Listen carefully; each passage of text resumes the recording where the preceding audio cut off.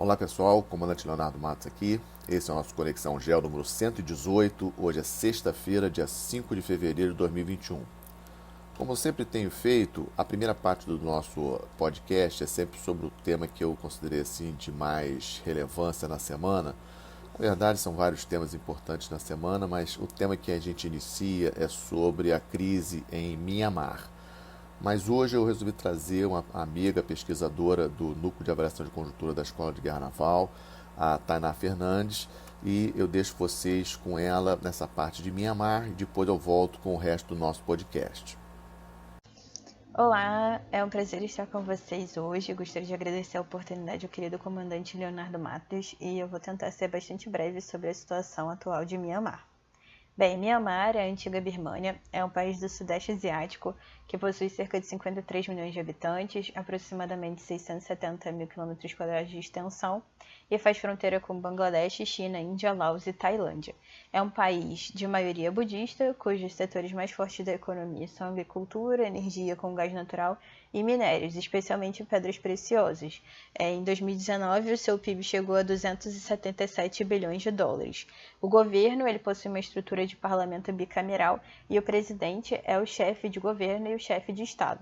Fazendo uma breve recuperação histórica, o país ele foi parte do Império Britânico Indiano, já foi uma das nações mais ricas do Sudeste Asiático e também foi palco de diversas batalhas relevantes na Segunda Guerra Mundial. Também nesse período pós-guerra vai surgir um dos nomes mais importantes politicamente, que é o ex-general Aung San. Ele é tido como um herói nacional por ter conseguido negociar com o Império Britânico a independência de Mianmar, que aconteceu em 1948. É importante lembrar que estão presentes em território birmanês mais de 135 grupos étnicos que não vivem um quadro de democracia racial, né? Mas na verdade acontecem constantes disputas e embates não apenas entre esses grupos, mas também entre os grupos e as forças armadas do governo. Diversos desses grupos possuem seus próprios exércitos e o que eles almejam é tornarem-se independentes, ou seja, separar suas regiões, as regiões onde estão localizados, do governo central, e isso não é aceito principalmente pelos militares, então por isso acontecem recorrentes e violentos conflitos.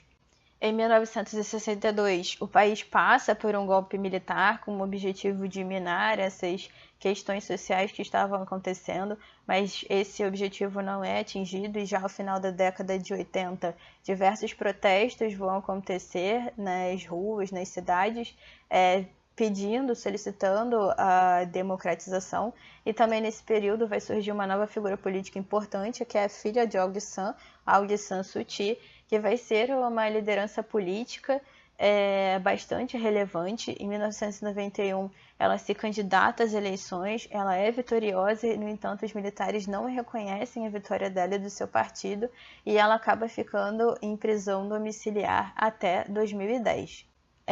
Os militares permaneceram no poder e em 2008 eles lançaram uma nova constituição já visando a possível abertura democrática que aconteceria dali a alguns anos, e nessa constituição estabeleceram que eles teriam 25% dos assentos do parlamento, que lhes dá direito de veto, além de também serem responsáveis pelo Ministério da Defesa e também o Ministério do Interior.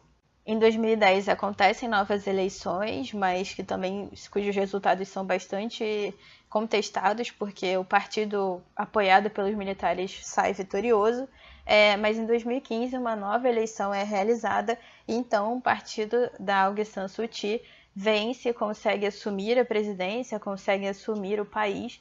Então, a partir desse momento de 2015 é considerado que houve então essa transição democrática. E o que está acontecendo atualmente, né? Em novembro de 2020 aconteceram eleições gerais que escolheram novos representantes parlamentares, e o partido da situação, que é o da Suu Kyi, ele conseguiu boa parte dos assentos, né? Que diminui o domínio do partido apoiado pelos militares. E assim, desde a divulgação desses resultados, esse partido dos militares tem minado a validade dos votos, alegando que houve fraude. Então, no dia 1º de fevereiro, quando os novos parlamentares iriam assumir seus cargos, as Forças Armadas fecharam o parlamento, prenderam Aung San Suu Kyi, o presidente do país e outros membros do governo e declararam estado de emergência, justificando que estavam fazendo isso devido às fraudes eleitorais. A internet, as redes de celulares foram cortadas, o canal de TV estatal foi tirado do ar. Essas atividades estão voltando aos poucos, né? Mas os voos de entrada e saída do país estão suspensos até maio. Os militares eles afirmam que vão organizar uma comissão para a realização de novas eleições e Aung San Suu Kyi e o presidente do país continuam detidos e vão ficar assim pelo menos até o dia 15 de fevereiro e estão enfrentando acusações que podem levá-los a 3 anos de prisão. Um golpe nesse momento visa a extensão do comandante do exército no poder, já que ele possui previsão de se aposentar no meio do ano, e também existe a tentativa de garantir ao partido apoiado pela junta militar maior poder no futuro, garantindo mais assentos no parlamento. Como movimentações internacionais, o secretário das Nações Unidas condenou o golpe e pediu para os países pressionarem a saída dos militares do poder. O Conselho de Segurança da ONU ainda não se manifestou, mas cabe lembrar que China e Rússia são países parceiros de Mianmar. O recém-eleito presidente norte-americano Joe Biden declarou que os militares devem voltar atrás e restaurar o governo civil, e a ASEAN se manifestou pedindo diálogo, mas pela cláusula de não intervenção que rege, a associação não deve haver qualquer ação mais robusta. É bastante difícil fazer alguma previsão do que pode acontecer no futuro, mas 3 pontos precisam ser observados. Primeiro, a violência. Foi um golpe a princípio sem violência, mas a população tem feito diversas campanhas de desobediência civil. Já aconteceram os primeiros protestos, empresas dos militares estão sendo boicotadas e algumas pessoas já foram presas nesses primeiros protestos, né? E as redes sociais estão sendo tomadas por cidadãos expondo esse golpe e pedindo intervenções externas, pedindo pressões externas para transformar essa situação.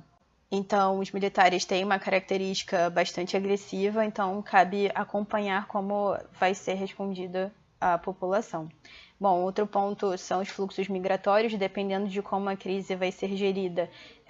A tendência é que possa haver fugas de pessoas para países do entorno, como Tailândia, Malásia, Laos e a própria China, dependendo de como os governos internacionais vão lidar com essa situação. Também tem a questão econômica, a economia já vem sofrendo com as incertezas encaradas pelo mercado e existem expectativas, de que possam também haver sanções econômicas.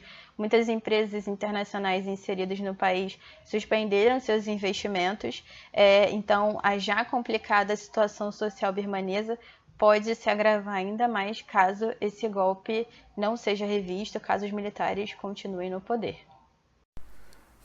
Obrigado, Tainá. Vamos aguardar então aí o desenrolar dessa crise lá em Mianmar. A segunda parte do nosso Conexão 118, disputas hegemônicas, eu começo pelos Estados Unidos. Ontem, quinta-feira, o presidente Biden ele fez seu primeiro pronunciamento específico em relação à política externa, e desse pronunciamento eu destaco alguns pontos. Primeiro, ele confirmou a retirada do apoio à Arábia Saudita na coalizão daquela guerra civil no Iêmen. Vocês lembram que a guerra civil no Iêmen já se estende por muitos anos. Um lado apoiado, o governo do Iêmen apoiado pela Arábia Saudita e alguns outros países árabes, e os rebeldes Houthis apoiados pelo Irã. E os Estados Unidos apoiavam o grupo da Arábia Saudita, e o Biden disse que vai deixar esse apoio, falando da crise humanitária que está ocorrendo lá. Eles vão investir numa tentativa aí, de um estabelecimento de um acordo entre as duas partes, mas de reduzindo a questão da bélica, retirando a parte militar. E outra coisa que o Biden falou, ele vai interromper a retirada das tropas americanas lá da Alemanha, que foi uma determinação do Trump. Essa também é uma novidade. E foi bastante duro com a Rússia, falou sobre a prisão do Navalny, vocês lembram, aquele opositor que foi preso na semana passada. Falou também sobre a questão dos ataques cibernéticos da Rússia, condenou bastante essa questão do ataque cibernético da Rússia, mas, por outro lado, lembrou do acordo que foi fechado agora quarta-feira de renovação do START, que é um acordo de limitação de armas nucleares com a Rússia. Isso aí foi realmente um ponto bastante positivo, ele fez questão de frisar isso. e também no seu discurso foi claro, né, ele citou assim, separadamente China como o maior competidor dos Estados Unidos. Acho que isso é importante, ele destacou bem isso, um tema que eu tenho falado bastante no nosso podcast, que o grande problema dos Estados Unidos é a China, mas também a Rússia, né? Então China e Rússia ficaram assim bem claros no discurso do Biden como grandes opositores. E também me chamou a atenção o fato dele ter nominado, né, claramente os países próximos, os países amigos com quem ele manteve contato nessas primeiras semanas de governo, e a sequência dos países também é importante da gente olhar. Ele falou Canadá, México, ou seja, os dois vizinhos imediatos, Reino Unido, Alemanha, França, OTAN, falou separadamente a OTAN, Japão, Coreia do Sul e Austrália. Só isso. Nenhum país da América do Sul, nenhum país da África, nenhum país do Oriente Médio, por exemplo, não citou Israel, também não citou a Índia, né? E em relação ao meio ambiente, ele citou a volta ao acordo do meio ambiente de Paris, né? Mas eu achei que na parte do meio ambiente ele não foi tão forte como eu esperava que ele fosse. Então esse discurso do Biden é interessante. Aqueles que desejarem se aprofundar, sugiro que leiam a íntegra do discurso dele nas redes sociais. Também disputas hegemônicas, China, destaco essa semana, nessa sexta-feira, hoje, o primeiro navio de guerra americano, um contra-torpedeiro da Marinha Americana, entrou nas águas no mar territorial das Ilhas Paracel, que fazem parte daquele complexo de ilhas ali do Mar do Sul da China, que a China considera como parte do seu território. Então, importante, mais um movimento do Biden mostrando que vai manter a pressão sobre a China com relação a isso. E hoje, sexta-feira, o primeiro navio, obviamente a China protestou, etc., mas não vai passar disso, não vai haver guerra por causa disso, mas o clima de tensão lá continua. Em relação à Rússia, no último final de semana, segundo final de semana de protestos bastante violentos no país pela prisão do Navalny, né? Acabei de comentar que o Biden falou isso no discurso dele. O Navalny é o principal opositor do regime russo e ele foi preso quando voltou da Alemanha, aquele caso dele ter sido envenenado. E aí ele foi para a Alemanha se tratar em agosto e na semana passada ele voltou para a Rússia, na semana retrasada voltou para a Rússia, e aí começaram os protestos, esses dois últimos finais de semana de protestos no país. Vamos ver o que acontece nesse próximo final de semana, a partir de amanhã, esses protestos, mas eu não acredito que isso vá afetar muito o governo Putin, não. É mais uma forma de pressão, mas não deve passar muito do que isso. Terceira parte do nosso boletim, o balanço da pandemia. Eu destaco a situação de Portugal continua muito ruim em termos de casos e mortos pela população. Para vocês terem uma ideia, nesses últimos 7 dias, a média de mortos em Portugal, 268 mortes diárias nesses últimos 7 dias. Só para vocês terem uma ideia de comparação, considerando a população de Portugal 10 milhões de habitantes, é como se o Brasil tivesse cerca de 6 mil mortos por dia. O Brasil está tendo uma média de 1.100 mortos por dia, como se o Brasil tivesse 6 mil mortos por dia, para comparar, para vocês terem uma ideia de como a situação de Portugal é realmente uma situação muito séria. A Alemanha, essa semana, enviou alguns médicos, enfermeiros e equipamentos para Portugal, ajuda externa concreta para os portugueses, tentando ajudar a situação do país, mas segue muito preocupante. Número de vacinados, 120 milhões, né, de pessoas já foram vacinadas, 66 países, ou seja, em relação à sexta-feira da semana passada já o número aumentou de 60 para 66, mas estou achando ainda tímido esse aumento. Israel se destaca como país proporcionalmente à sua população com maior número de vacinados, sem sombra de dúvidas um ponto importante. E também, como notícia interessante, a Sputnik russa aí atingindo aí uma eficácia acima de 90%, saiu reportagem aí em revistas científicas essa semana, e acredita-se, inclusive, que ela venha a ser produzida também aqui no Brasil em breve, né? Isso é importante para nós, que precisamos de vacina para o tamanho da nossa população. No quadro do Estamos de Olho, a quarta parte do nosso Conexão, questão do Irã ainda aberta, né? O Irã anunciou no final da semana passada que já conseguiu enriquecer 17 quilos de urânio a 20%, né? São necessários aí aproximadamente 20 quilos de urânio enriquecido a 20% para transformar em dos 25 quilos de urânio enriquecido a 90%. Ou seja, o Irã precisa enriquecer uma quantidade maior de urânio a 20% para poder transformar depois em urânio 90%, que é a quantidade necessária para se fazer uma arma nuclear. É um tema importante e vamos seguir acompanhando. Situação na Itália, vocês lembram a questão da queda do primeiro-ministro Conte, o presidente da República chamou o economista Mário Draghi para tentar formar um novo governo italiano. Itália é um país importante da Europa, seguimos acompanhando a situação. Não sei se o Draghi, que foi inclusive presidente do Banco Central Europeu, não sei se ele vai conseguir formar um novo governo. Alguns partidos já disseram que não vão apoiá-lo para ser primeiro-ministro, vamos aguardar. Eleições no Equador neste domingo, primeiro turno das eleições. O candidato do ex-presidente Rafael Correa, o Andrés Araúz, é o favorito, mas não deve levar no primeiro turno, né? O candidato da direita, tem dois candidatos ali que estão fortes ali contra ele, o Guilherme Lasso, que é mais à direita, liberal, e o Iaque Pérez, que é um candidato de origem indígena. Esses dois aí estão bem próximos do Araúz, estão disputando os dois a segunda posição. O Araúz está em primeiro, claramente, né? E o segundo turno das eleições no Equador ocorrerá no dia 11 de abril. Deve ir para o segundo turno, Araúz mais um opositor. A princípio, os analistas acham que se o Iaque Pérez, que é de origem indígena, for para o segundo turno, tem mais chance contra o Araúz, que é candidato do Rafael Correa, né? Que está exilado na Bélgica.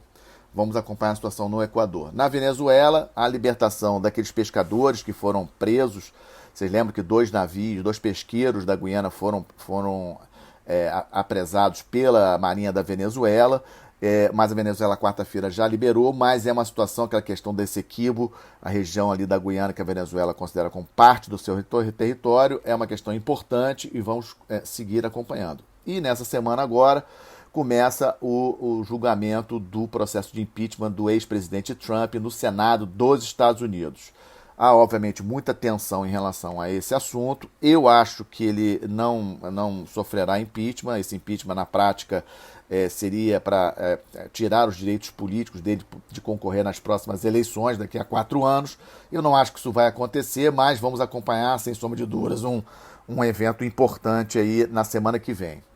E no nosso último quadro aí de boas notícias, que eu sempre faço, Petrobras confirmou aí recorde de produção, recorde histórico de produção de barris de petróleo e de gás em 2020, mostrando aí a empresa conseguindo recuperar a sua eficiência, sua capacidade operacional em termos de produção de petróleo. Então, uma excelente notícia, né? E também no ano de 2020, recorde de exportação de barris de petróleo. Um outro dado também importante, Petrobras exportou em média mais de 700 mil barris por dia de petróleo no ano de 2020, mesmo num ano de muita recessão pelo mundo inteiro. E a última boa notícia, eu trouxe duas boas notícias, essa da Petrobras, e a segunda é que confirmada a chegada neste sábado do ingrediente farmacêutico ativo aí necessário para a Fiocruz produzir as primeiras vacinas da AstraZeneca, a Oxford, aqui no Brasil. É uma notícia muito importante. E hoje, sexta-feira, será assinado o edital de construção do maior complexo de vacinas da América Latina, que será aqui no Rio de Janeiro. Né? O ministro da Saúde deve lançar esse edital hoje, sexta-feira, aqui. É uma ótima notícia. Obviamente, infelizmente, esse complexo só ficará pronto a partir de 2023, mas é importante porque essa questão da pandemia, a necessidade de vacinas, ela não acaba agora e vai prosseguir, e temos aqui no Brasil uma capacidade grande. Vocês sabem que o Butantan também já está com a fábrica dele em andamento, a nova fábrica do Butantan, e agora esse lançamento do complexo aqui da Fiocruz Biomanguinhos. Excelente notícia nessa sexta-feira. Com isso, encerro o nosso Conexão Geo número 118. Desejo a todos um bom final de semana. Até a próxima sexta-feira. Obrigado.